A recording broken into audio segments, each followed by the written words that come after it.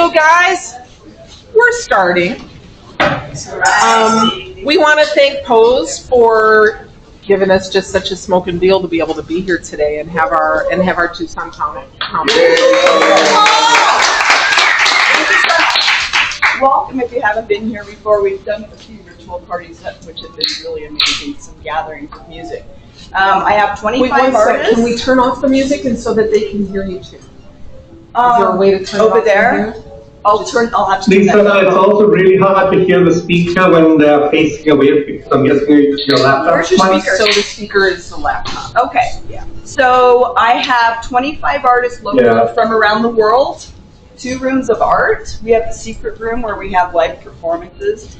And so you're welcome to come and hang out on a Friday or Saturday night and see some jazz, anything from jazz to rock to psychedelic, blues, whatever, you know what I'm saying? Come and see me. Always open on the weekends. And enjoy yourselves. We have 3 bathrooms, by the way. So this one is taken. I've got 2 in the building, in the middle and the end. And other refreshments if you would like something else to drink, okay? Thank you, everybody. Thank you. All right.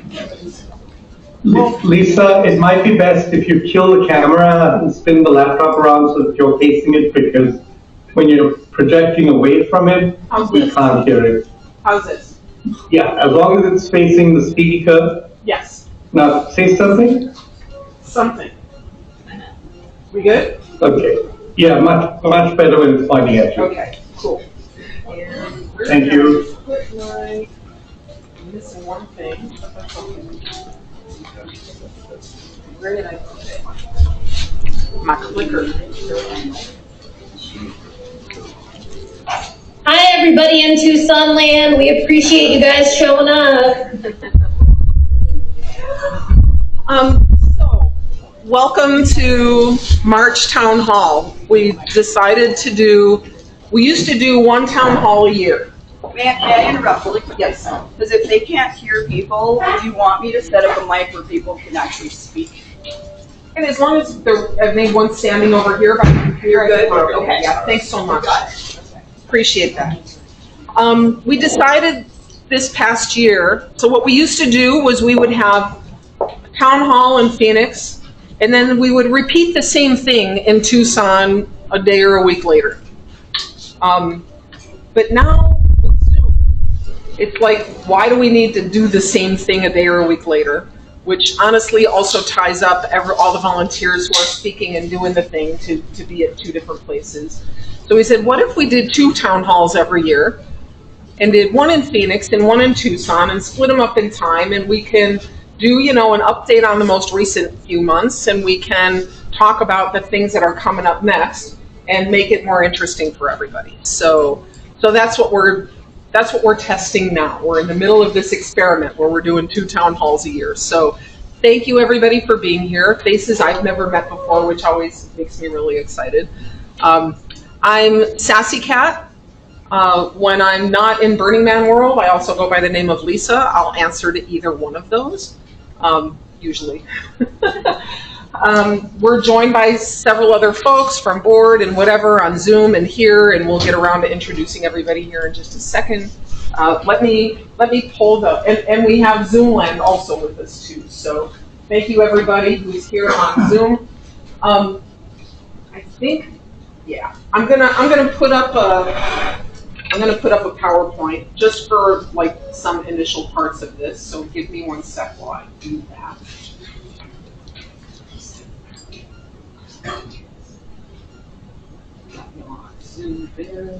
I'm going to bring you guys down by me so that I can see you down here. Actually, no, let's see if we could get you on the side of the screen so that everybody here can see both. How's that, you guys? Yeah.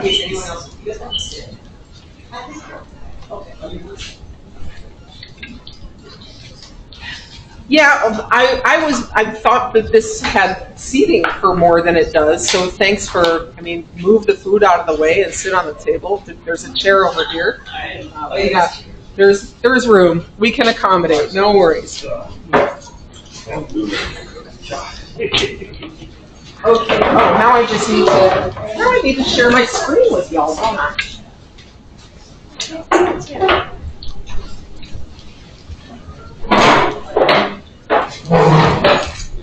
I gotta get to my commands.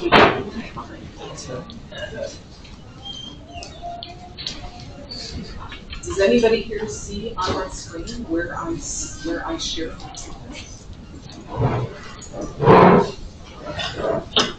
Give me a second, guys. I'm having minor technical difficulties. Are you the host? Yes.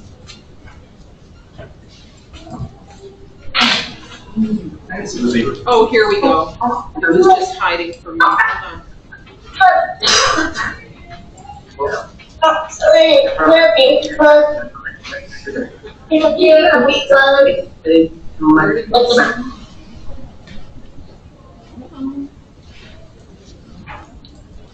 I only use Zoom every day. I don't know why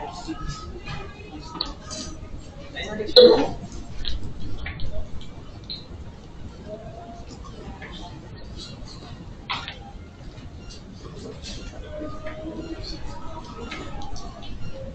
Guys, somehow the thing with all of with you and the Zoom controls is missing.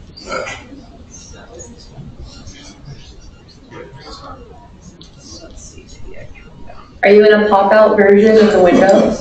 Yep. That's probably why. If you're able to get back to the full screen version, you might find what you're looking for. There you are. There.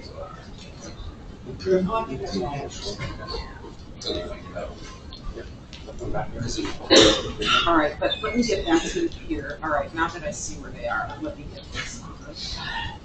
Sorry, guys. Usually I can do better.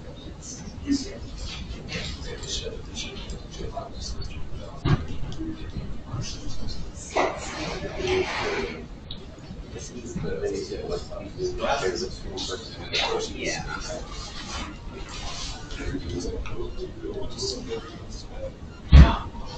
I don't know why it's giving me this.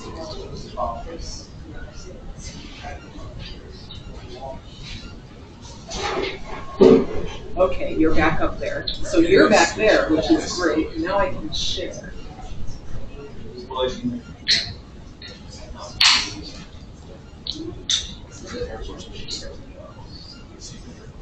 Share my PowerPoint. Let's see if it allows me to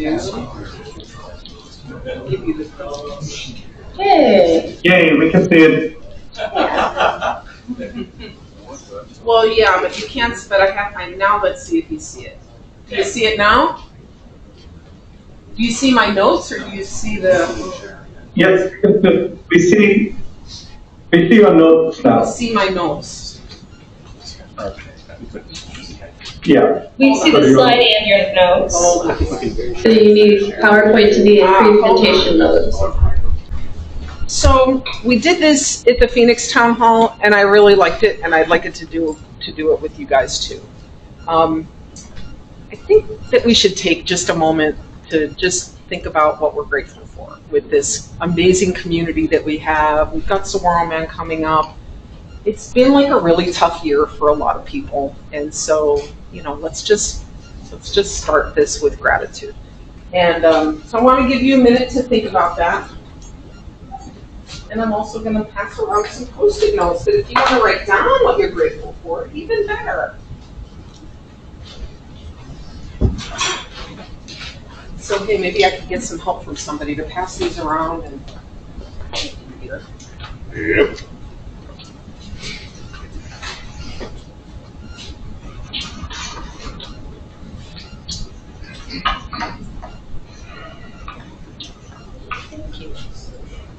And at any point in time during this town hall, you find yourself feeling a sense of gratitude, feel free to write it down on a Post-it note, and then we'll put it on a flip chart at some point. And and at the end of our meeting, we can leave with full hearts, even if we might talk about some tough stuff. So, again, thank you for being here.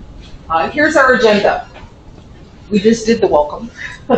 I'm going to share a bit about our nonprofit entity, just some org stuff.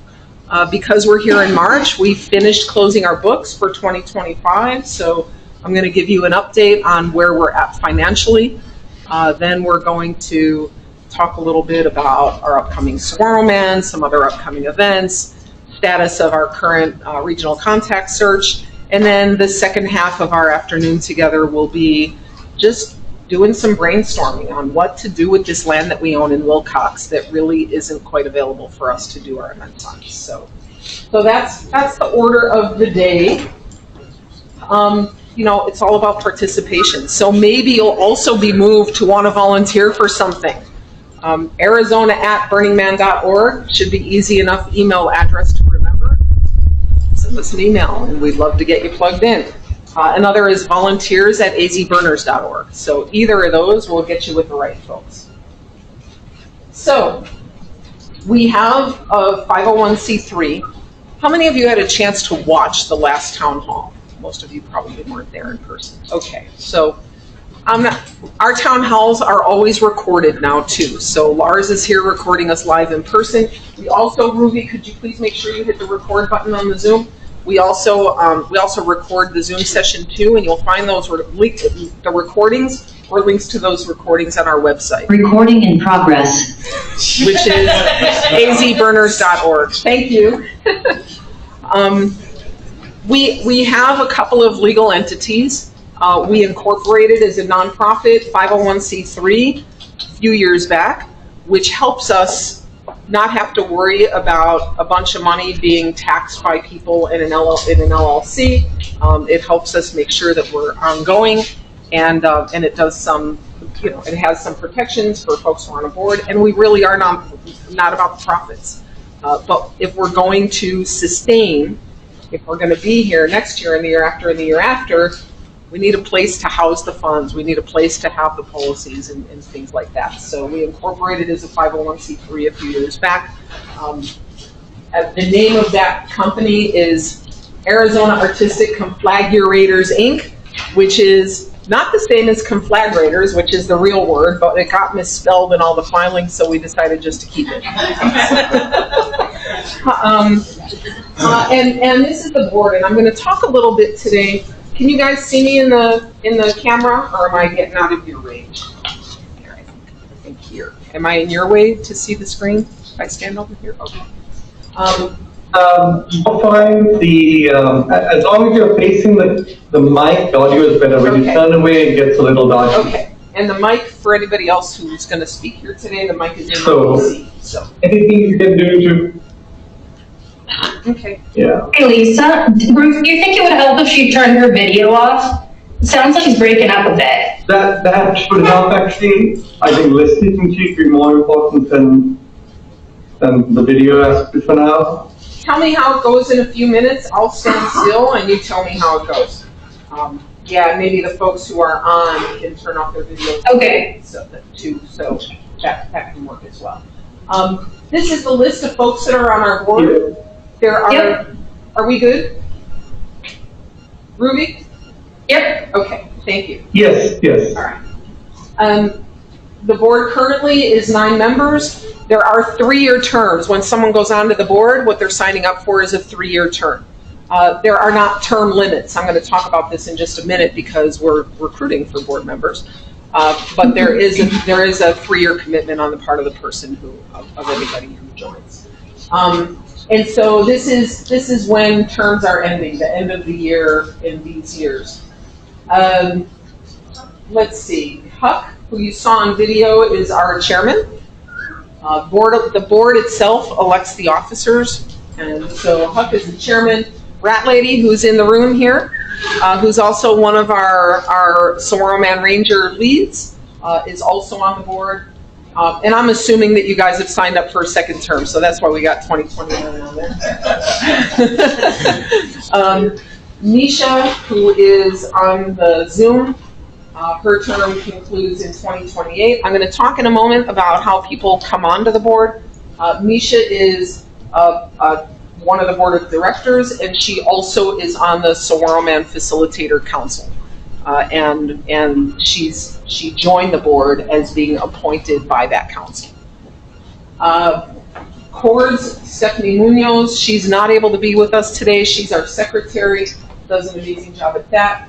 Renee, who you saw on Zoom, and she'll be talking in a few minutes about Ignite and our combo Ignite decompression that we're looking at for October. She just joined this year and is with the end of last year with us through 2028. Mr. Mom, Yes. yay, is also our freshest board member and I'm our outgoing treasurer, and Mr. Mom is our incoming treasurer. And we're super excited to have him on the board. Armella Queen Bonnie, she is in her second term, which concludes in 2027. Not sure if she's on the Zoom. We'll see her in just a moment when I can look at that. Coda, I don't think is able to join us today. Scott Dudley, he's also a member of the board. His term ends the end of this year, and right now it looks like we'll be replacing him on the board rather than him sticking around for another term. Unfortunately, he's just an incredibly wise person that we were able to get on the board. And I'm Sassy Cat, and my term concludes this year. So this is the board. What do we do?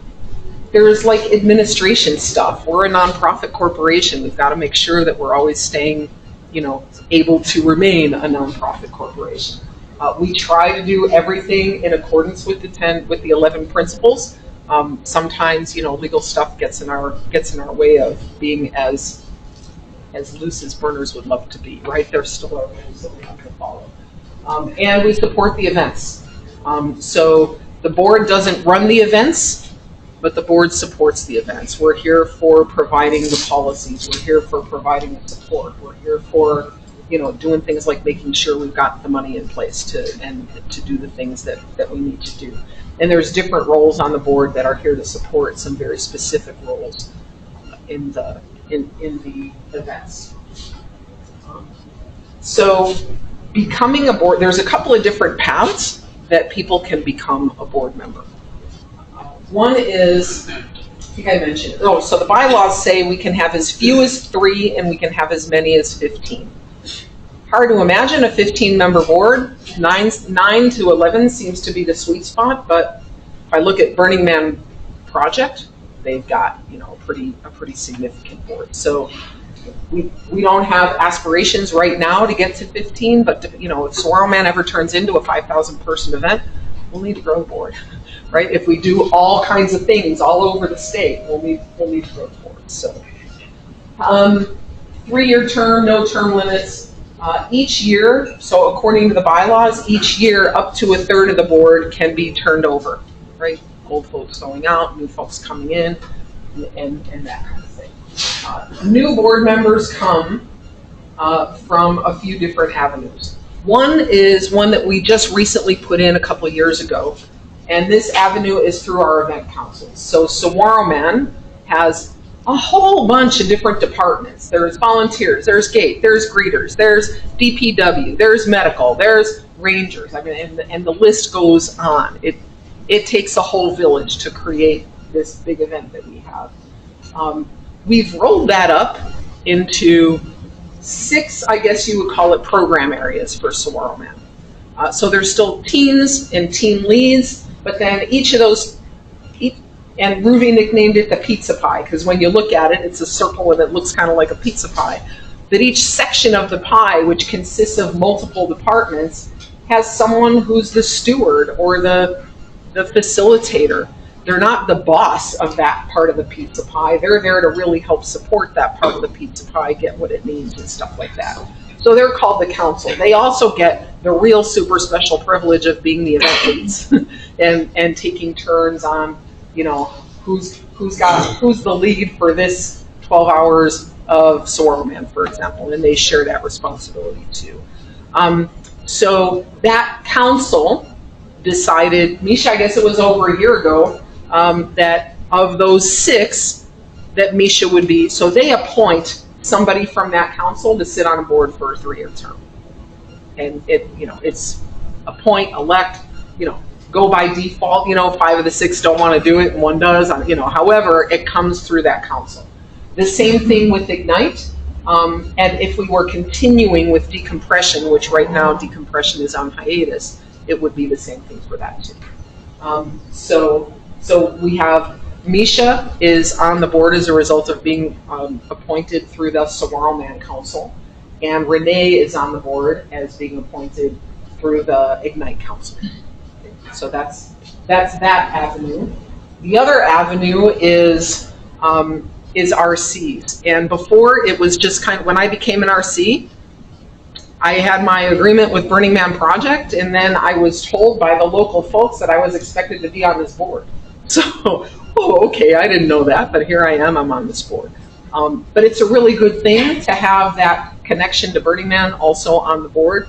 And so what was concluded this year, now that we're bringing on several new RCs, is that RC team is going to be able to do the same thing that the event council does. Among you decide who's the RC that you want to have on the board. Doesn't mean there can be only one RC on the board. There's a couple of board members that I've applied for RC too, but we do want to make sure that there's always an RC on the board. Any RCs are welcome to sit in on any board meeting. So want to make sure that communication is always there. And then the other path is community and self-nominations, and then going through a process of interviews and seeing if the fit is right. Ultimately, the board, for any other board positions, the board is responsible for approving, because it's a team. You got to make sure you got the right folks that are to work together. So that's kind of how all of that works. Why join the board? Oh God, I don't know. I'm getting off the end of this. No, I'm only kidding. It's actually being on this board and being in RC2 has been like life-changing for me, and incredible to have had the opportunity to serve this community and meet everybody and participate in all kinds of ways that I never would have thought of otherwise. So being on the board, you get to kind of shape how things go. You get to meet a ton of people. You're in decision-making process. So, you know, one of the things we say is if you've got a lot of things to bitch and moan about how this region is operating, raise your hand. There's a way to make changes, and that's to get involved. So, shape the future, sharpen your skills. I mean, it's a nonprofit corporation. If you ever want to learn about how to run a nonprofit corporation, this is a great way to do it. So, leadership, communication, all kinds. And yes, we're recruiting board members. We're looking for folks who are passionate about this community. We're looking for folks who are committed, so it's not a light time commitment. You can plan on spending at least a couple hours a week, I would think. I know the treasurer spends a whole lot more than that, but plan to spend at least a couple hours. I'm hoping the next treasurer gets to, hopefully I'm leaving with systems in place that you can then get a committee together, so you don't have to do all the stuff that I've had to do. You've got to be collaborative and ready to work with a team and be part of a team, and it helps to be organized. Did somebody on the Zoom want to say something? Okay, cool. How to get involved, azburners.org. There is actually a form on azburners.org website if you look for how to get involved, that you can just, here are the things that I'm interested in, and the appropriate people will get back. Okay, any questions on that stuff? Because I'm going to move into fiscal year stuff. Awesome. All right. I need to point this out because we look at numbers for each year, and things have changed, and they're in the process of changing. So I just want to give you guys the whole lay of the land. Normally, you do your taxes. You do your taxes, and it's about the income that you got from January through December of the prior year, right? And most corporations work that way too. But when you're a corporation, you get to decide what's your year. Our year has always been a calendar year. Can I ask the Zoomies to turn off your mics unless you need to say something to me? Thank you. And what we found is this. We have our major event, and the main thing that allows us to operate throughout the year and do things that we want to do, and make contributions to other nonprofits, as well as support volunteers and things like that. That's Saguaro Man. That's where the vast majority of our money comes from. And we have a budget, and we want to see how are we doing according to the budget. So you need to look at the expenses and the income and all the things associated with that. Well, Saguaro Man happens in April, and for Saguaro Man 2025, I think was the first year. Maybe it was 24. We start selling tickets in November or December. When we start selling tickets in November and December, and our cutoff for the year is December, all of that stuff gets separated from all the stuff relative to the event. So if we want to do things like budgeting for the year and seeing how it gets really messy. So in conjunction with our accounting firms, why not just change our fiscal year? So our fiscal year is going to change. So the year for AZ Burners is going to be July 1st through June 30th. Okay, that's how it's going to be. But that starts this year. So I'm going to share financials with you for the last few years, right? The reason I'm doing it is because we closed out 2025. Our 2026 is going to be a 6-month year. It's going to be January through June. And then 2027 is going to be July 1, 2026 through June 30th, 2027. Okay? So the financials that we look at are going to be just a little bit wonky for a year or so, but then we're going to get into a good groove because all of our major events will happen within the time frame of our fiscal year, which will make things so much easier. So I'm going to share with you a couple of eye charts, and I'm not going to go through these in every single bit of detail, but I wanted to show you just a few things of how we're doing financially because it's important. So this chart and the deck, copy of the deck as well as the recording of this will be on our website, so you can examine all these things in detail if you want. You can see how we've grown from 2023, 24, 25. 2024 was a massive year because that's the year that we started selling tickets for 2025 Saguaro Man in 2024. So all of a sudden we had this ginormous income, which, by the way, pushed us over the ledge into the much more complicated version of tax filing that we need to do, which, thank goodness, we have a good accounting firm. And then 2025. So here's where we're at. 2024, we started 2025 ticket sales in November. 2025, we started Saguaro Man ticket sales in December, and I'm going to show you a breakdown of how all that worked out. You can see our expenses. You can see our net income for the year, or net revenues, however you want to call it. That's the amount of money that gets left over that we get to. Our goal right now is to have 2 years worth of costs in bank accounts and money markets. We came close to bankruptcy right before COVID, and we never want to go back there again. So we want to make sure that this is safe. And I will tell you that we can proudly say that this year for Saguaro Man, we don't need to use the money that we're taking in for tickets for the expenses of this year's Saguaro Man. We're able to keep that money aside as it should be until the event happens, right? God forbid if we have to cancel, we want to be able to refund. That's not in the cards, but we want to, and so we're able to use the money that we've had in the bank to be able to fund the expenses that we have for this year's Saguaro Man, and that was a huge and exciting milestone to get to. So you can see cash in bank right as of December 31st was just over 150,000, and we also had 120,000 sitting at Humanitix, which is our ticketing provider who holds the money until a few days after the event is over. So we're in much better shape than we've ever been before, thanks to our whole community. This slide is just a breakdown of certain things. How many people we've had at Saguaro Man, Decompression, and Ignite over the last few years. Saguaro Man is holding steady at 1,200 for two main reasons. One, the venue. On our own land, we couldn't handle much more than 1,200, and on the new place that the city of Wilcox is providing, we can't hold much more than 1,200. And also number of volunteers. You can't have an event without rangers, medical, gate, greeters, right? We've got to be able to have the number of people that we need, right? Fire perimeter, all those things we've got to be able to have. And so we need enough volunteers to do all that. So you can see that we've held steady.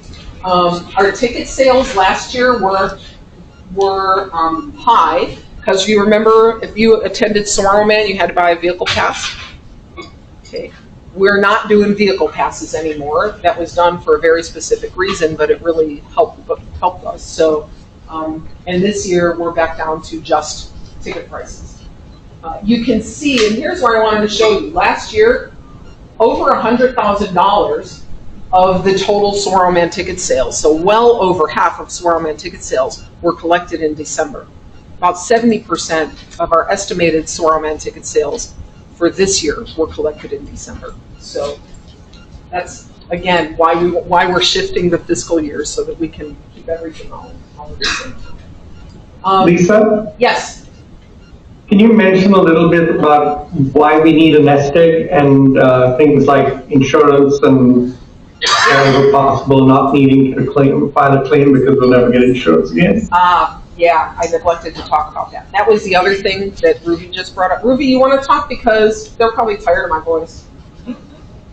Can you all hear me clearly then? Yeah, we can hear you perfectly. So a couple of reasons to have a nest egg. One was we almost went bankrupt during COVID because we had to purchase the land with ticket money we'd sold for tickets for the 2020 event. And then, of course, we had to cancel for 2 years in a row. But we still had expenses, the website, the taxes at the time, and all that stuff. We survived thanks to donations from the community that helped keep the lights on and not force us into bankruptcy. We don't want to ever get to that position again. The other thing is that insurance with our events is an absolute nightmare. Most insurance agencies don't want to touch us. Burner events typically get insured by Lloyd's of London, who will insure anybody at a price, and that's why insurance is one of the biggest expenses. However, if you ever claim on that insurance, you are screwed. You're never going to get insurance through those people again. So we want to try, in case there is any problem at the event, to pay out of pocket and not claim on insurance. What a scam that insurance thing is, but that's what it is. Yeah. So I just wanted to mention that. And Lisa, anything else? No, I think that's spot on. We've been advised, and all the regions have been advised, keep enough money in the bank. Only if you have something that happens, use the insurance only in case of a real Lisa, your audio is dropping. Pardon? Your audio is dropping and you're having very choppy, so just turn the video off now. Okay.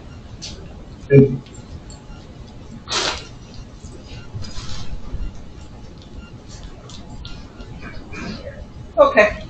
Better? Yeah, much better, thank you. All right, good. Yeah, so we've been advised, just because you can make a claim doesn't mean you should make a claim. Because any burn that makes a claim makes it nearly impossible for every other burn to get insurance. So we've got to be very, very careful about that. So we want to make sure we've got enough money in the bank that we would be able to fund, if God forbid something happens, to be able to pay for what we could. So the other thing I wanted to share with you was, you can see why we made a decision that, how many of you used to attend, had got a ticket for Decompression 2025? A few of you. This event takes, I would say, at least 70% of the effort as Sorrow Man. We still have all the costs associated with it, but it has continued to reduce in popularity. Let's see, we went from nearly 200 people to 150 to less than 100 bought tickets for Decompression 2025. We had to make a decision to cancel at that time. I think it was largely due to weather, but we as a board said, this isn't something, again, given the number of volunteers that we have, the amount of effort, all the things, we can't keep saying this is our major event. We have a community that is much, much larger than an 80-person event. We want to encourage anybody who wants to do a burner camp out to organize it, and we'll be happy to, make it unofficial, and we'll be happy to help in any way that we can, but we're not going to focus on a whole community event that's only going to attract 80 people. The math just couldn't work for us. It's the same volunteers at the top. We couldn't find enough volunteers to even form a council for decompression. So it had its time. But as you'll see when Renee talks, we've got some ideas about how to do decompression differently that might be kind of exciting.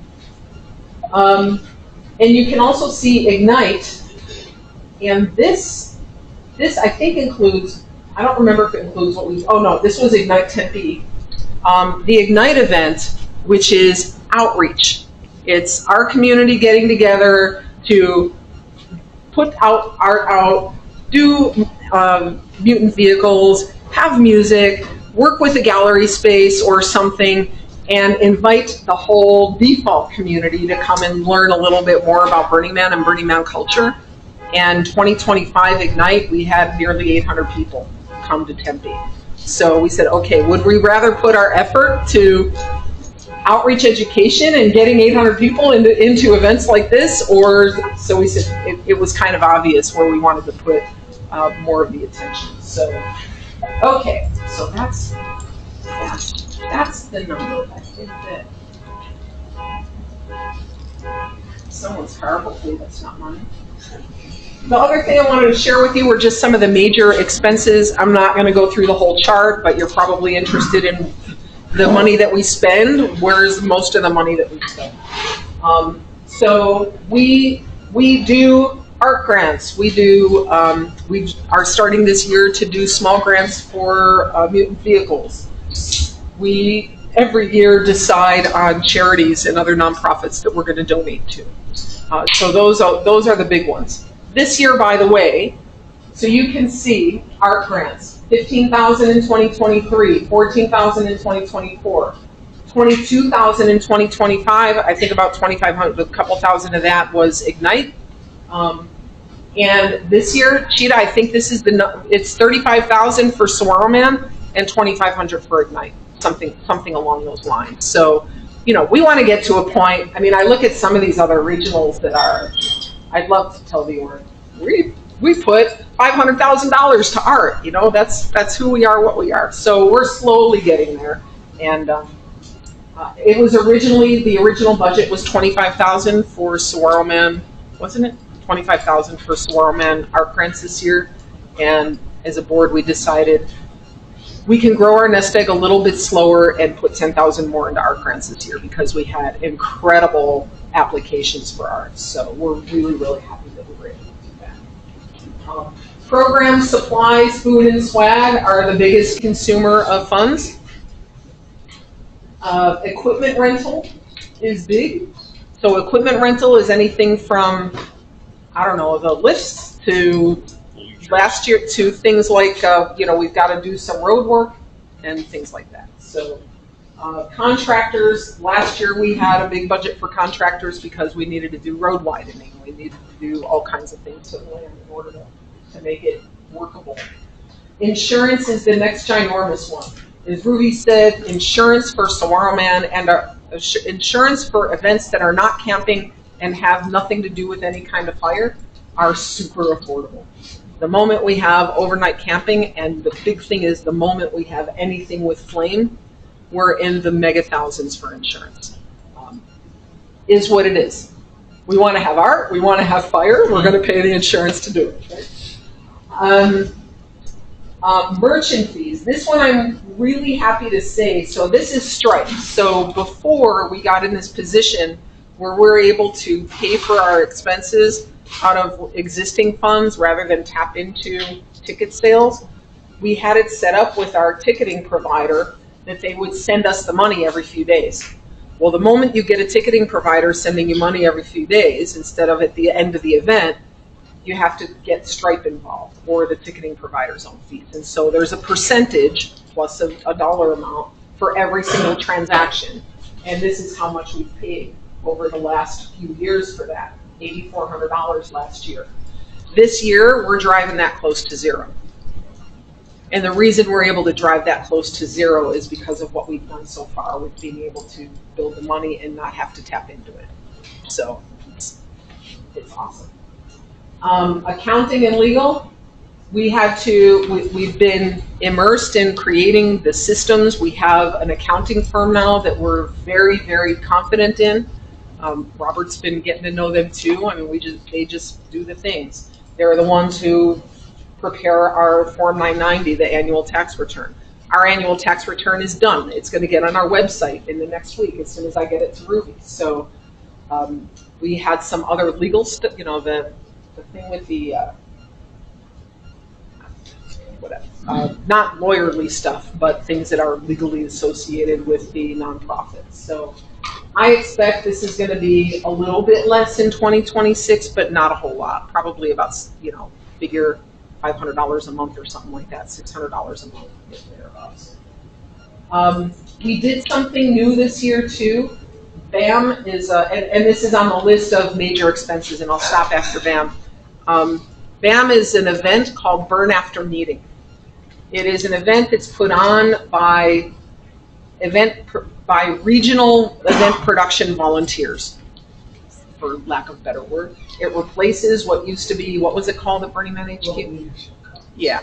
Global Leadership Conference has been replaced by Burn After Meeting in the US and European Leadership Conference in Europe, and they're now all put on by volunteers coming out of events because they really want to get together and learn from each other. And the org now is starting to get involved in attending, but I don't think we'll ever see the org focusing on putting together these conferences, which is fine. We're a duocracy, right?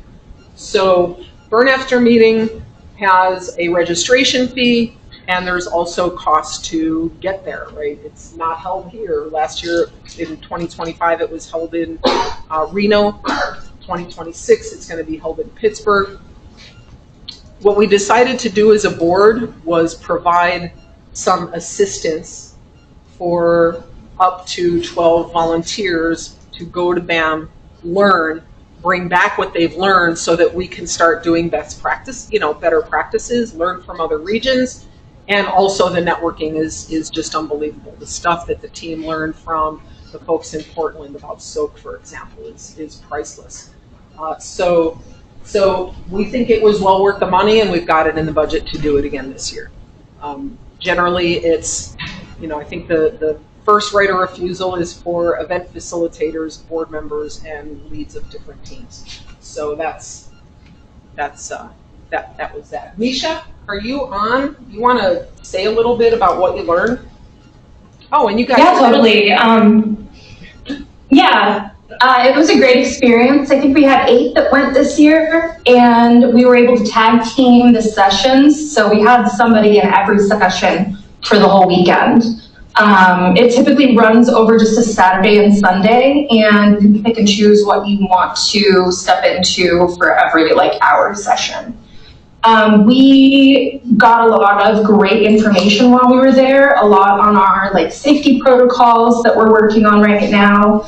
We were able to make a lot of great connections with the regional community. I honestly have kind of been living in a bubble in this community as far as the regional network goes. So I was really excited to be able to connect and just hear how everybody does things at their burn, and how regulations are different, how insurance is different, how, insurance is kind of difficult to get all the way around, but regardless, it was just a great experience.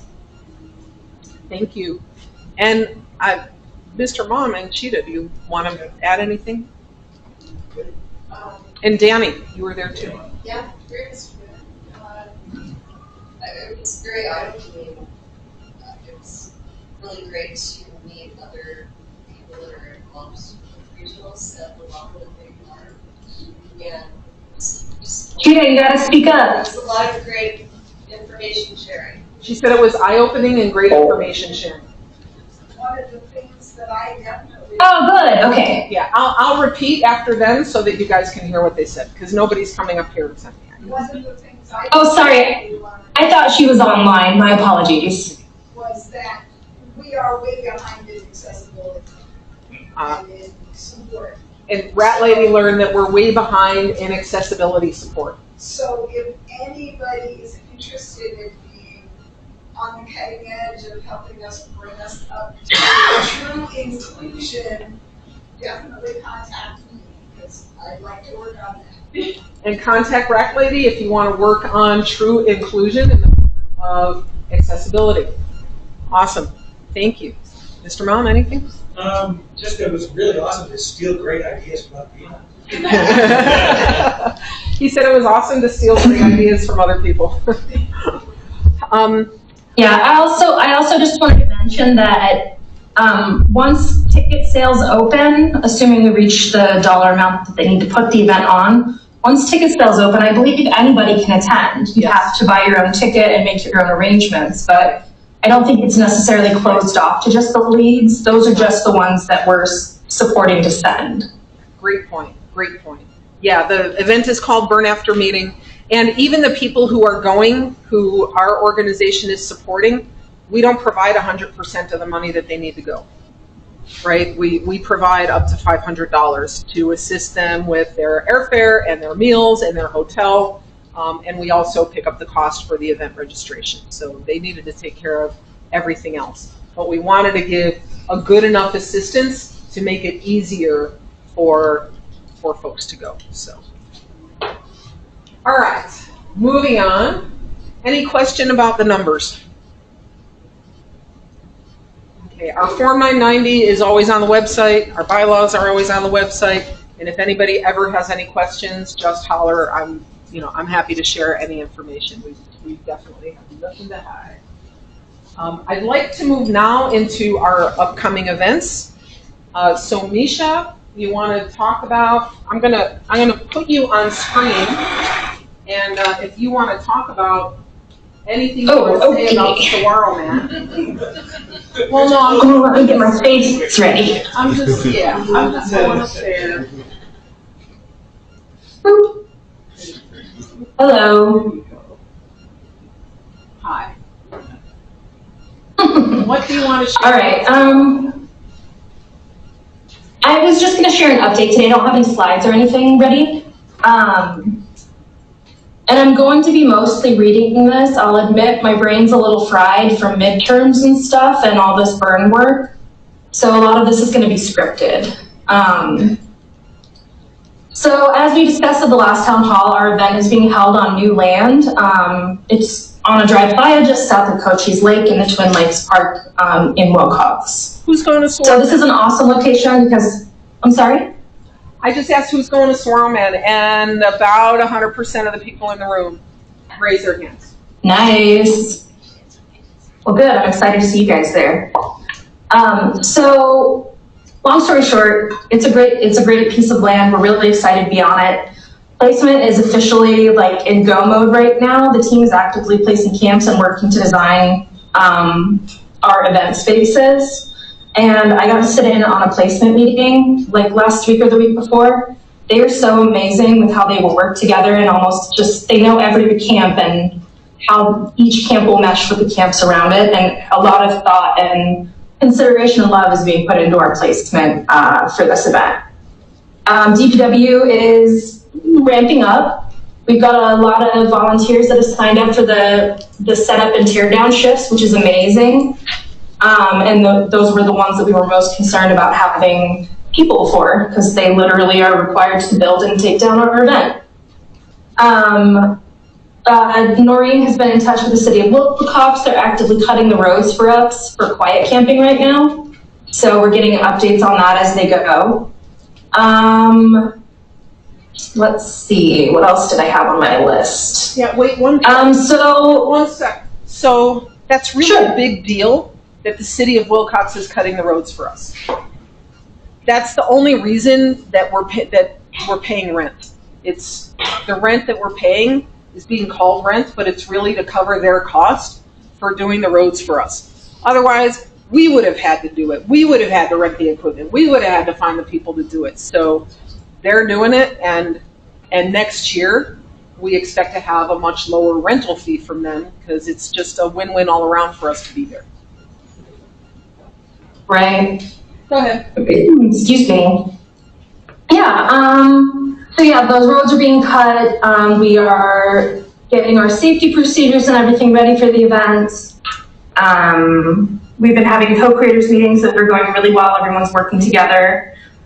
So one thing I will say, like I always say, is we need more volunteers. So I took a look at the sign-up Genius. There's a lot of holes in there that we need to fill up. So if you guys are going to the event and you haven't signed up for a volunteership yet, or you're just looking for more volunteer time, please go check out the sign-up Genius and take a look at that and put your name on there somewhere.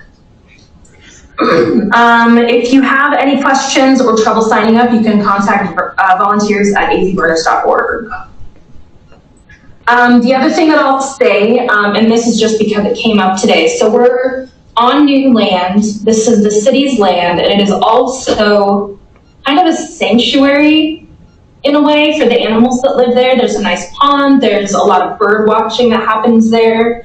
So it's not like it was on our land. It's more like we have to be very careful. We're reviewing the policies for things like gray water and fire. So the one thing that I would ask before the event is just brush up on the policies for things like that. If you plan to have a shower, double check and make sure that that's allowed. I can't tell you yes yet. We haven't gone through that discussion yet. But closer to the event, we'll have those policies updated, so make sure you're up to date on those. I'm trying to think of anything else. Everything's going great, guys. Yeah. I'm super excited for the land. I don't know about you guys, but it's beautiful. Noreen has been sending pictures when she's been out there, and yeah, it's going to be great. And it's going to be shaped like Black Rock City. Yeah. Thank you so much, Misha. Anybody have any questions about Swarmit? I do. Okay. With the moment that we're actually on a real playa, is there a way for us to basically free reach to the community, let them know if you're already aware of Black Rock? Come here and ask that. Sure. So I'm curious if, with us moving to an actual playa and it being an alkali lake bed, for us to be... It's not alkaline. It's not, okay.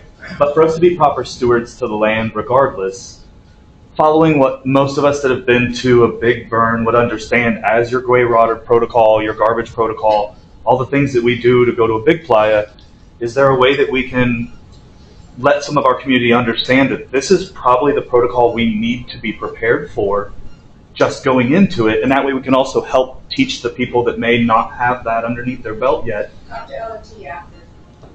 I'll reach that. But yeah, that's my question. Cool. And Misha, I think that's kind of what you were referring to, is like you're looking through all that and policies are being updated as we understand. Yeah, so we've had some loose policies on our land because it was our own and we could control what we wanted to do with it and what we thought was acceptable and what wasn't. That's not the case now. So we are updating policies for, like I said, things like gray water and water use, and we'll have policies surrounding like what happens if weather happens on the playa. Do you drive? Do you stay? Stuff like that. So all of that is in review right now. And what I would say is most likely we're going to put out some sort of announcement pre-event once those policies have been updated, just saying, hey guys, check this out. There's been some changes. But as far as anything beyond that, I would say it is radical self-reliance to look at those policies beforehand and be educated on the event that we're going to. Also, Misha, so we have gate and greeters, right? Gate checks your tickets and inspects your vehicle. Greeters welcomes you to the event and introduces, particularly to newbies, the concept of L&T and all the other principles that we follow. So yes, we will definitely be highlighting all the rule changes at this event and pushing it out through Burn After Reading, which is our monthly newsletter, through the website, all that good stuff.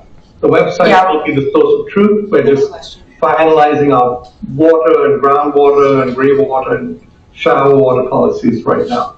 Right. Thank you. And yeah, that's a great point. Burn after reading and all of those other ways. So yeah, we'll definitely be addressing that, especially once we have the policies actually completed. It sounds like, unlike past years, we are full on leave no trace, right? And that is actually rather exciting to do. In fact, we're going to do better than that, and we're going to try and pick up the land while we're there. So that's cool. Yeah, that playa itself has become a dumping ground. People go and dump their trash out there, and the city has to go clean up stuff from time to time. We're going to help with that. Also, Taki, here's a question. Yes. Question. Hi, thank you. Just throwing it in there too, since it is new for all of us, just some information to let us know, like, I don't know, what length lag boats might work well in that land, or how can we best secure our structures. It's brand new terrain for all of us, so if there's any insights for that ahead of time, it'd be much appreciated. Awesome. Great. That's great feedback. Thank you. Thank you. Yes. I have a question about, is there going to be a... You want to ask it over here? Yes. I have a question on this. Oh, and I love it, and they have three grateful stickers on them. Dog camp, leash laws, and how the animals are gonna do it, and how that's gonna go. Okay. Like, is there leash laws and Yes. things like that? So, for sure, your dog has to be on a leash. If you have a cat, your cat has to be on a leash, or it has to be contained. You need to, if you haven't gotten a ticket for your dog or cat, they won't be let in. That's basically the first thing that sells out. Make sure that they get along with other animals. Nisha, is there anything else to add to that? You broke up quite a bit, but the question is about dog and cat rules. It might be just direct to the FAQ because there's not much changing about those, right?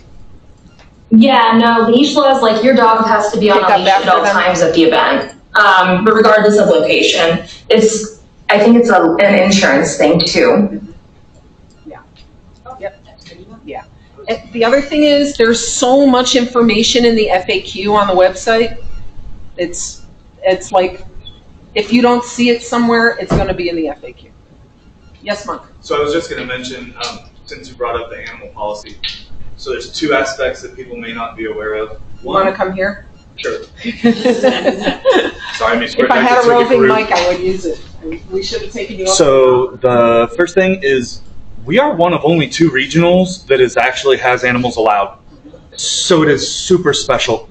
And in that, us working to make sure we continue to have that is huge. So like finding those moments that we could keep and like work to grow that is fantastic. The other thing that I was going to bring up was Dogville. If everybody that's been is familiar with Dogville, they normally are the big facilitators for all the pet parades and all the different things. They lost their pet this year. So Dogville, who is the mayor, is not coming.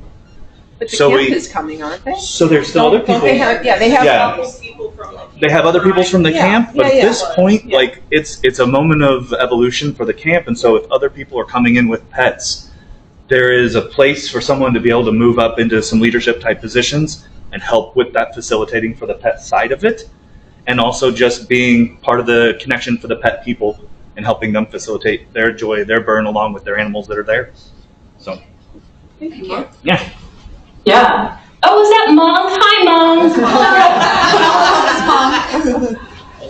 Any, Lars? So something that I was going to add in reference to pets, why just for their safety and everyone's, we want to make sure, because we now have a lake bird sanctuary right next to the vent, that the animals don't get away from their owners too far and end up in the tempting large body of water that has many birds that are flying. We want to keep that area safe from the dogs and the dogs safe from Very good. the lake. Thank you. Did you guys hear that, Zoomies? Yeah, totally, Lars. You're spot on. Okay. So we're going to be like literally right next door to a bird sanctuary. So keep the dogs on the leashes because there's going to be great distractions for them. I guess while you mentioned it, there is a small lake there, and nobody from our event is allowed in the lake. So it's kind of If gross. you end up in the lake, you will end up out of the event. Yeah. No lake swimming. Also, it's completely full of bird and duck poo. Yeah. So we'll probably like hose you off and send you on your way. Yes. I just wanted to say, I was out there yesterday, doing move sweep with chainsaw, we're out there yesterday for between 9 and 2, and it was 150 pounds of trash taken out. Just the two of us. That's amazing. Wow. Amazing job, guys. I saw the pictures, Mama Squishy. You guys I did had amazing. more pictures and video. You can't walk a foot without finding a piece of trash. So it is really important to go out beforehand and clean it up because it's still a public space and people are still going out there using it as a shooting range to do their donuts, having fun like we want to do, but they leave it behind because they don't know. So unless you want to pick it up before you pitch tent, it's important to go beforehand. That's it. There will be more cleanups. Yes, there will be more cleanups. There need to be more cleanups. Would you mind picking like your favorite photo from yesterday and sending it to me, and I'll include it in the Burn After reading? Thank you. Awesome. All right, now let's move from Saguaro Man, and we'll start thinking about October because we need volunteers for October. Renee, you're still with us. I know that you were somewhere not around. Are you here? Hi, I'm here. Awesome. Maybe can you Hello, put on your everyone. video so we can see you too? Even though Yeah, it's really tiny on my screen. But That's okay. there you go. I'm wondering, is it helpful or possible to share some slides from my side, or does that throw off the flow? Whatever you'd like to do. I can stop my share and you can start your own. That way you have more interesting images to look at than my old face over here. One moment. There they are. It's a lovely face. Thanks. Back at you. Okay, here is this. All right, we can see it. Yay! So pictures are worth 1,000 words, right? Here are some images from the last 2 Ignites that we had. We got a bonus one last year, so I'll back up, sorry, I jumped ahead. Normally I would do like a show of hands for who all has been there, but I can't see everyone's hands, so I'll just give a little recap. Ignite is our annual acculturation event. It's kind of like an open house for anything AZ burners. It's a chance to have burner curious folks, burner adjacent folks, new AZ burners, old school AZ burners, everybody hanging out in one place and demonstrating all of our favorite parts of our community. And it's also for, I think, a lot of people, it's been a really great kind of front door or introduction into a group of people that they knew they needed that they didn't know existed. So it's a really, really important event on a lot of different levels. And we need more folks to be a part of helping bring that back every year. So I want you to keep that in mind as I go through a little bit of a recap from last year and think about where you might want to jump in and help out for this year. We held one in Tempe at the end of March, and we had, what did we have? 600 or so attendees, I think, over the space of There were over 700. 600. One more time? It was more than 700. More than 700, even better, right? So there's clearly something wanted and needed and supported. Went really well. Everyone involved, from the city level to the venue owners that were kind enough to share their space with us, to the people that participated, had nothing but really warm and wonderful feedback about our entire community, which is a really great feeling. And Many, many thanks to everyone who helped make that happen. The success from that gave us the idea of doing a similar thing in Wilcox, where we've had a lot of uncertainty with the local community about who AZ burners are and what AZ burners do and why we're driving from way over in Tucson and Phoenix to little old Wilcox and bring all of our weird art and stuff there. So we had a very small version of Ignite there, and again, had nothing but really wonderful feedback. And it also created a safe space for locals to come and just see for themselves, ask questions, try stuff on. One of my favorite moments from the Wilcox event was a gentleman dressed in every stereotypical cowboy appearance that you could think of, and he came to me after he had gone through and tried everything that was at the event, and he says, you know, I tried this and it wasn't my thing, and I tried the meditative sound experience and that wasn't really my thing. I tried, we had a dress-up corner. But the glow panels, I got excited. That was really, really great. I've never seen anything like that, and I really enjoyed that. So thank you for bringing that. So it was really great to hear of somebody that came genuinely with an open mind, didn't have any familiarity with anything that was going to be inside the building, and tried stuff out, found something he didn't expect he was going to like, and was friendly and kind enough to talk about it.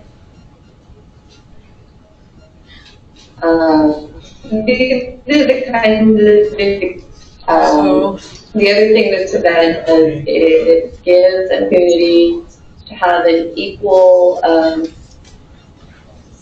equal playing field for all the art, performance, owned, unique volunteering, just anywhere that you need to be involved or you want to try out because you haven't been involved at that level. This is a wonderful place. Try it.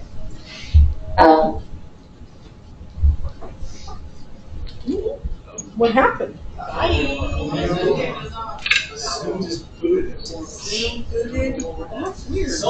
Recording in progress. It's about showing off, right? All of our favorite aspects of our community and celebrating who we are and what we like about ourselves as a group, and doing that in a way that invites whoever has any kind of interest to come in and be a part of that with us. So again, if you at any point think of any way that you might want to be involved in that, you can email, and I'll hold a page up at the end that has contact information on it, but you can email ignite@azburners.org and just say, hey, I want to be involved. You can have a specific way or not. I can help you figure out what it is. Just send us an email and let us know you're interested. So that's that. That's the soapbox. Part 2, we have a brand new year. So we plan on holding a traditional version of Ignite somewhere in the Phoenix metro area. We are currently searching for venues. If you know of any, again, feel free to email ignite@azburners.org and connect the information. We'll definitely be happy to survey the area, meet with folks, take that information from you. That's just out. Until we have a venue locked down, that's kind of all the information I have at that point, as we are looking for a venue. And I have a list of venue criteria I can provide as well for anyone that might be curious. I won't bore the meeting with all those details, but I can happily provide it in email. Additionally, and I'll flip to another slide here.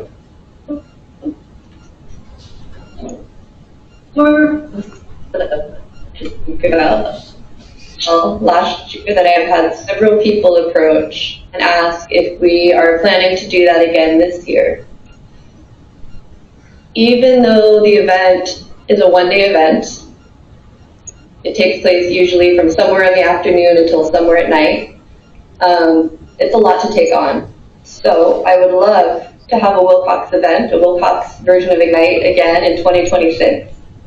And the key to unlock that is having another production person who would like to be the champion of that and who would like to work with me on bringing these ideas to producing that event again in Wilcox. So if you are that person or you know someone who might be that person, again, please email ignite@azburners.org, and I would be so happy to speak with you or them or whomever it is that reaches out. Here's another fun, thought-provoking slide for you to take into account. All right, so that's Tempe, that's last year, that's Tempe this year, that's Wilcox this year. Now we're on to decompression. What if there's somebody in Tucson that would love to do Ignite here? Awesome, yeah, definitely. Send us an email and I will have all the conversations with you about it and help make that happen. That would be great. I mean, we kind of have a template, and there's not a reason not to have it in the major areas where we have sizable burner community. What we don't have here is demonstrated, hey, you know, Renee was like, she lives in Phoenix, knows the area, volunteers there. I mean, if this appeals to you and you want to do Ignite here, it's doable. Just got to get a core group of volunteers to make it happen. Absolutely. That's so exciting. I'm so happy that we already have someone reaching out. That's great. Decompression. Decompression, thank you. So decompression is kind of on a whole different tangent. Historically, that has taken place in October. Historically, that has been put on by volunteers that overlap heavily with folks that are already volunteering to produce other events, which is a lot to have on one's plate for volunteer work. So what we would love to see happen with decompression, the camping aspect, to define decompression for folks who might be new or might not be aware. It's the annual AZ Burner camping event. So it's the more mellow, less involved than Saguaro Man way to hang out outdoors with hopefully fire, usually fire, and swap Burning Man stories or non-Burning Man stories, or just kind of hang out and relax together as a group of people that have similar things in common. We would love to see that continue, and we would love to see that be embraced by the community.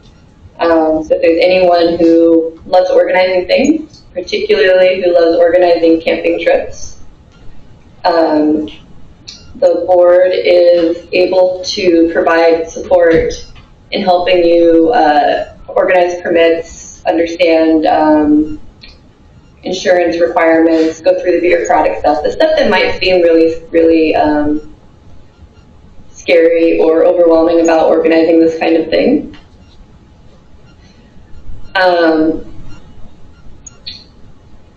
Yeah, if you are a person who loves organizing that kind of thing and you want to help make sure that an annual camping event of some sort happens for AZ Burners for 2026, hopefully not on the same weekend as Ignite, reach out and let's make that happen. The other side of decompression, why I'm speaking about this in conjunction with Ignite, is not only the overlap, we're moving Ignite to October, but also the sense of all of us coming together and hanging out together and celebrating, what we love to do as a group. Has also been a part of decompression, and we can take all of that enthusiasm from decompression and channel that into Ignite and share all of that enthusiasm and all of that hard work and all of that art with new people as well. So we're kind of hoping to combine the ideas of decompression with the reality of Ignite, and also have a separate event for the more behind the scenes, relaxing together and camping together aspect. That's kind of the switches that are happening, and there are a lot of reasons for doing it that way. Yeah, I guess that's all I have in my notes. I did want to piggyback off of something that Lisa was saying earlier, which is that we're in a very exciting time for AV burners right now. I will stop sharing. If you've been in the community or adjacent to the community for a few years, you've seen some changes in how things are structured, and some new faces come and go, and that has brought us to a really cool point where we have some fantastic structures, we have some excellent momentum, and we also have a lot of opportunities for people who want to help shape things, for people who are really passionate about how things happen. Now is the time. You can be one of those people, and there are many different scales at which you can be one of those people. If you have a large amount of bandwidth and you love nerdy administrative stuff, there's a place for that. If you have only a small amount of bandwidth but it's on a regular basis, we have a place for that. It's a really, really cool time to be to practice the communal effort principle and be engaged in the moving and shaking part of being AV burners. So I encourage any and everybody to, again, just shoot an email, tap someone that's in the leadership capacity, like get in touch somehow, and help out, help make cool stuff happen. So that's why we're all here. And here's my little ending paper slide. It's blurring out. Oh, because I have blurred background turned on. Here, I'll fix that. Or maybe everyone just needs glasses. No. Here we go. Here's my little paper slide. This is how much I need help. I ended up having to write this on Sharpie with a paper. Normally I would have beautiful graphics made on the computer. But I need help so badly that I don't have time to make graphics on the computer. So please, my other note, and then I'll stop blabbering at you guys. If you haven't done that kind of help, that kind of volunteer work before, the production, admin, logistics, that level of thing, but you're curious about it and you want to learn stuff and you think you might want to try it on, the Ignite production team is a great opportunity to try that in kind of a mentor capacity. It's lower commitment than some of the big events such as Soaraman, which has a lot of moving parts. So it might be a good place to kind of dip your toes in and give something a try. So, on that note, I hope to see, sorry, I keep thinking I have one more thing. We've started a series of think tank events for Ignite, which are available either in person or via Zoom. There is a volunteer sign-up sheet on the avburners.org website. If you sign up on that volunteer sign-up sheet, you will get a link to the Zoom meeting. The next one will take place a week from today, slightly less than a week from today, next Saturday, March 6th, between 2 p.m. and 4 p.m.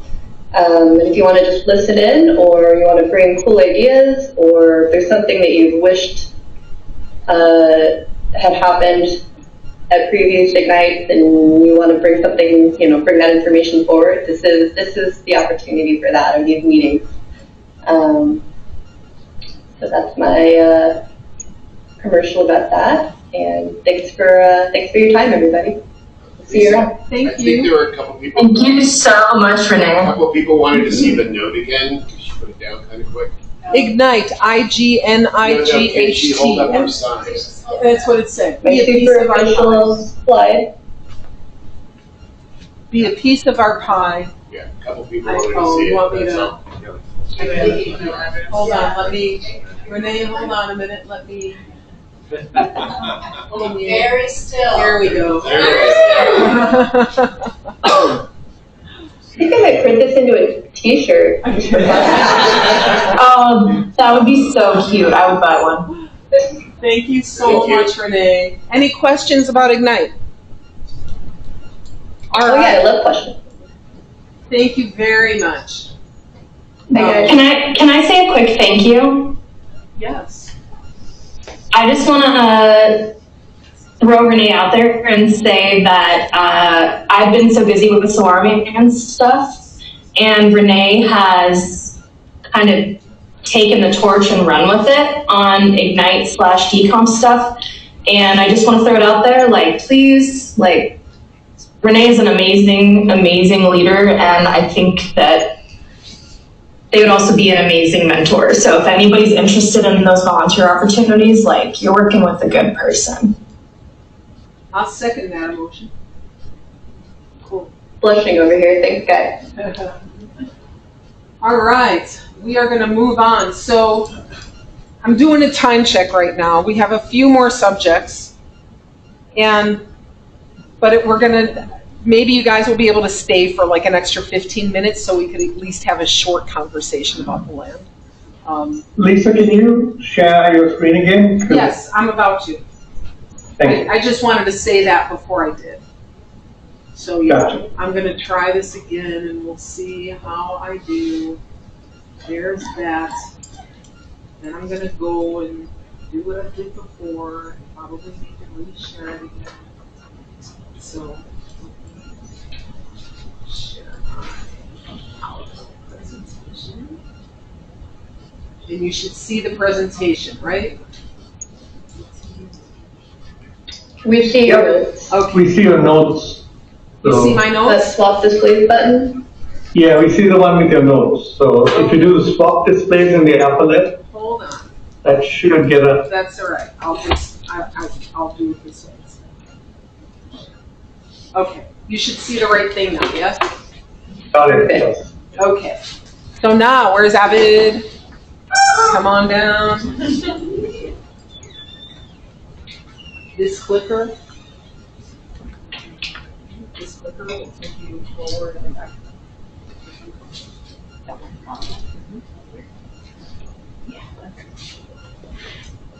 Okay. Now we're gonna get serious. Hi, my name is Abid. I started working with Arizona Burns Without Borders about 3 months ago. We are an organization that is trying to help facilitate people to work on projects that they care about and causes that they care about. So,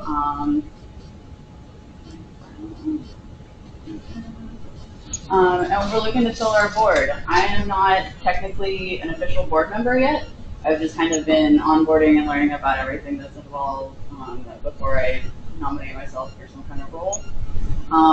We're currently accepting nominations for the 2026 board. We have 4 total board seats. That doesn't mean that if you don't want to be on the board, you can't work with us. We would love anybody that has a project idea or something that they're already working on that maybe we could help facilitate or provide some kind of support to please reach out to us. Obviously, we prefer people that are in the community and in good standing. Corinne is our acting president, and Desiree is self-nominated for VP. And like I said, I have been kind of training for a role and working as like a communications director. Our board vacancies, Jess is going to be leaving soon, and we need a treasurer and a secretary.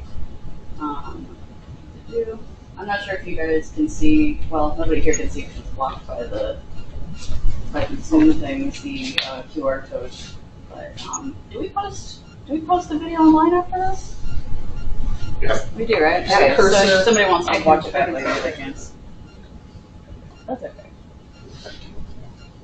Oh, there we go. You'll help me find it. Okay. Just click on that, we'll be able to go back.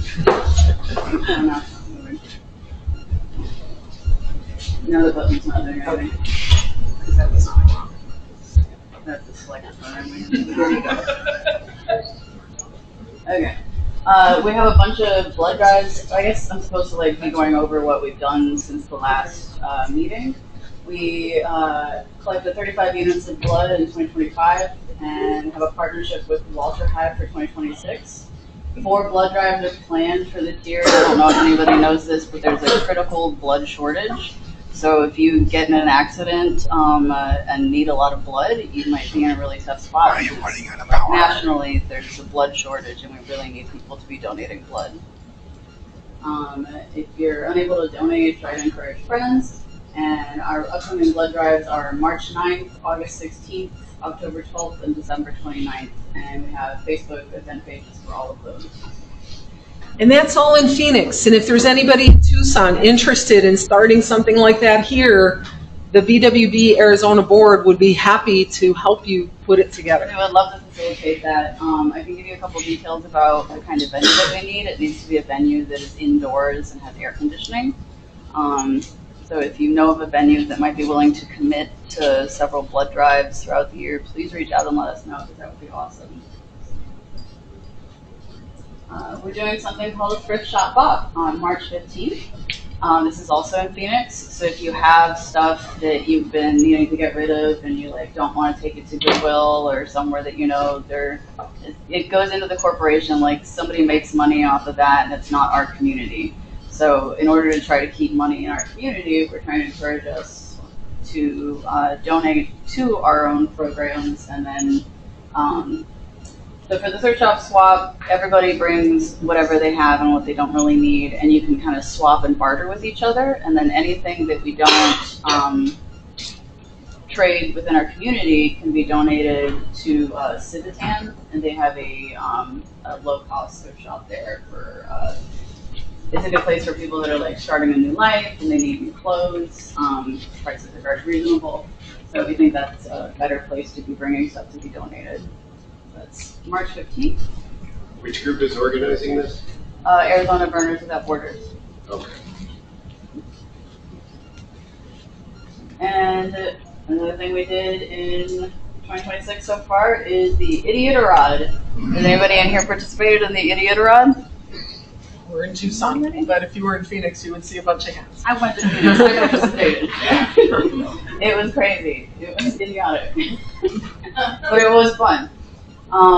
We raised over $5,135 for Circle the City, which is a very cool nonprofit that provides medical support to unhoused people in Phoenix. So if somebody's dealing with cancer or really any kind of medical issue, they provide medical support. And they have a respite center, and they drive a van around to provide medical support to people that don't want to come to the center, which is huge, obviously, for people living on the street. And yeah, helped raise this money, had a lot of fun in the process, and if you like day drinking and dressing up and making silly, it's kind of like instead of making an art car, you're making an art cart, because they take shopping carts and you decorate them with your theme, and then you drive them through downtown Phoenix for a day and just make a spectacle in order to try to raise more money. It was a really fun project, and if you have time, maybe think about doing it next year. Phoenix Litter Burners. It used to be called Canal Cleanup, and we're kind of streamlining branding to the Phoenix Litter Burners so that it's clear when there's something happening in Phoenix versus happening in Tucson. They adopted a section of the bike loop along the canal path in Phoenix a while ago. I don't know exactly when they did that, but they're continuing to do those cleanups, and their next cleanup is March 14th, 9 a.m. to 11 a.m. Wear green, and yeah, you don't need to bring anything. Trash bags, grabbers, and gloves are provided. If there's anything that you would like prefer to use, like your own gloves, you can bring those. And it's just a nice way to make a difference in the world without having to do anything. You know, you don't have to fix the world, but you can clean up the little section of it. And here in Tucson, I have Tucson litter burn. So we've had 4 cleanups so far. We adopted a wash over by the Rito. It's called the Algernon Wash. We meet up kind of next to this business called Bella. I don't really know what they do, but the address is up there, and Bella, if you need it to like help you find it on the map. I provide grabbers, trash bags, gloves, and the event runtime is 2 hours. But like the first half hour is just kind of people arriving and checking in with each other and chatting, and then we go down into the wash and we clean for about 45 minutes to an hour. And then we take the trash up and out and put it by the side of the road, and I contact the city and they come pick it up. And every month I'm doing a different theme. Even though March has St. Patrick's Day, I decided not to be normal, and the theme for March is corn, because it's a beautiful thing and it's got the juice. So if you want to come, maybe bring corn snacks, wear yellow. I have this fantasy in my head of getting up on the bridge and having everyone in like a yellowish color underneath and making you all arrange yourselves into a corn cob shape. So I have a vision, and if you would like to be part of it, our cleanup is March 15th. That's a Sunday. It'll always be on a Sunday. This is the theme, Axis Monday. This is one of the more striking pictures that I've seen them put to a theme over the years since we've been going since 2011. This year, August 30th through September 7th, a little bit later than typical. Just so, in case you didn't know, Burning Man is always the week leading up to Labor Day. So whenever Labor Day is, you know that's the end of Burning Man, which means the man burns in 188 days, and I hope to see you all there. This slide just gives you some basic info on tickets. And the burningman.org/BlackRock City ticket info. You can get all the information there. You can also contact me. I'm happy to give any information you could possibly need or send you to the right website or person. We will, as we always do in this region, have a couple of newbie events. So if you've never been to BlackRock City before and you're planning to go, how to help prepare, what to expect when you're there, what not to expect when you're there, going, coming home, spend an hour or two, have some fun. And in Phoenix, we'll be on June 14th. We need a host for Tucson. So we typically do them in June. If you are interested in hosting, they're usually at someone's house. There's usually, maybe a half a dozen people. In Phoenix, we tend to turn it also into a party. So burner, part of the community, come on after and we'll have some fun. But the main purpose is helping the folks that have never been get prepared. The last official subject is I wanted to share with you where we're at with the regional contact search. Back in November, we announced it. So regional contact is actually the conduit between Burning Man Project and the region. Right now, there's 2 of us, Armella Quingvani and me. We've been at this 6 years, and I'm winding down. And so we've also been begging the org for several years that we need more. We need more of us, especially we really think that we need a couple residing down in this part of the state and a couple residing in the Phoenix area and 1 or 2 residing in northern Arizona. They're amenable to that, but we don't compromise on the who just to plug into a location. And so we're on the path to making what we want to see happen. 7 folks who I hope all of you are aware of, 7 people raised their hand in that November timeframe and said, yeah, I'm really interested in this. Following that self-nomination, Burning Man Project did a call out to the community, and we all had an opportunity to share our comments about any of the applicants that we know to help guide the decision making. So that completed, and then There's a small interview team, which I'm not part of, by the way. One of the things is when there's new RCs being searched in the region, the existing RCs don't really get a say in the matter. The org said, when I talked with them, they said that's because we found that when people are just kind of looking for themselves or just looking at their friends, they're missing something, right? We all have our blind spots, and it's time to do some growth. So there is a small interview team, which consists of Scotto, who's a former RC, and he also sits on what they call the Meta Council, which is people who used to be RCs that work on conflict resolution and helping folks in the network do things. So I thought he would make a great person on that team because he's so plugged into conflicts that happen with RCs in other regions that he could help with that process of interviewing and help folks understand better what they're getting into. The second is Julie, who you may know as Bertopedia. You may also know her as Crown Jewels.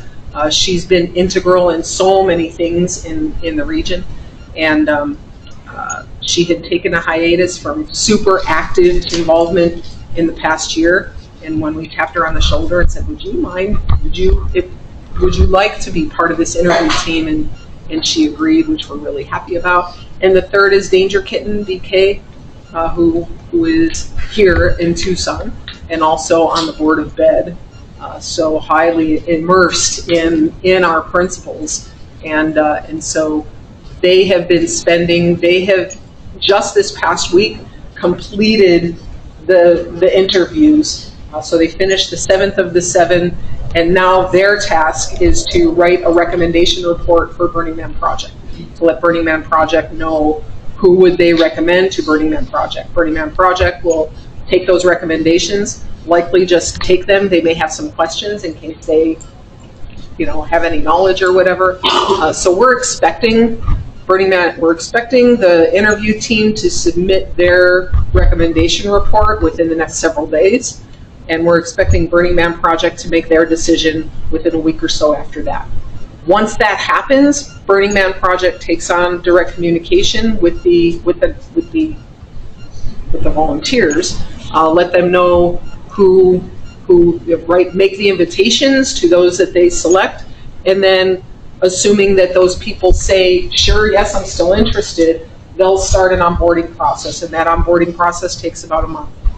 We won't know who our new RCs are until after that onboarding process, because everybody wants to make sure that it's really going to be a win-win. And so going through that month of really immersing and learning the ropes and doing that kind of thing. So we're expecting to hear back early April on who our new additional RCs are going to be, and we've set up a time during Saguaro Man for the first meet and greet with the new RCs. Will be during meet and greet with the board, meet and greet with RCs, and a conversation about the land. So that's going to happen on Thursday at Saguaro Man at Center Camp, and we've got a 2-hour time block carved out. So that's where we're at. I'm really excited about whoever comes on board. All 7 are pretty good candidates from what I've seen. I know I've worked closely with several of them, so it'll be cool when it happens. All right. Any questions on any of that? Burning Man, RCs, anything that we haven't covered? Cool. What I'd like to do now, and it's 10. I might scoot the time earlier in the summer when it's really hot, but that remains to be seen. Over the holidays, we partnered with Save the Family and delivered a bunch of holiday gifts to our adopted family. Money, it's not the individuals that work the LLC. And so that nonprofit is named Arizona Artistic. It's a 501c3 also. They have a 3-person board. The land was zoned for residential homestead. Down there, that means each of those plots were 40 acres. So we bought this 80-acre plot of land. Most of the folks in that buying process were like, "Whoa, we could see forever. This is really cool." However, they're really our neighbors, and the neighbors haven't enjoyed us being there. And I don't need to go through the whole story, but it doesn't make sense for us to continue to try to do events there. It just doesn't. So Saguaro Man has to move, which means we need to think about what to do with this piece of land that's owned by our community, right? That's really what we need to think about. And so what we're doing is we had a conversation in November at the town hall. We're doing this here today. We're going to do another one at Saguaro Man and Center Camp, and we'll probably do another one at the November town hall. And then early 2027, we will really put our heads together to figure out what do we do with this land. We'll make the decisions. But we as the two boards said no tiny group of individuals should make this decision in a vacuum. We really need to have the community's input. So what we'd like to do now, I'm gonna turn off the presentation, guys. What we really like to do now, because you guys have just been sitting for way too long, is we want to just put, just like, with the people that you're sitting next to, and I'm going to give you some stickies, and then we're going to put up some paper. Just brainstorm. What would you like to see done with the land? We had lots of really cool ideas come out last time. If you looked at the Burn After Reading that came out right after the last town hall, or looked on the website where we posted pictures of the flip charts that they made, lots of really cool ideas, like anything from, keep it, turn it into makerspace, turn it into storage, rent it out to camps to store their stuff, turn it into a dog rescue. I've just all kinds of ideas. And so I want to encourage you just to brainstorm with each other. So I want to give you like 15 minutes to just chat, and then I'll pass around some stickies if anybody doesn't have them, and you'll write them down, and we'll keep those ideas. Yes. I was just curious, before we start, do you have a number for the land cost per year that we need to offset to make it a profitability? Yeah, so for you on Zoom, Monk's question was, do we have a number on how much does the land cost us per year? The land itself costs, yes. Prove it. Do you, a couple of things, do you want me to stop the recording? Pause the recording, and we'll put it back on when we're sharing the ideas. Sounds good. Recording stopped. And then Noreen offered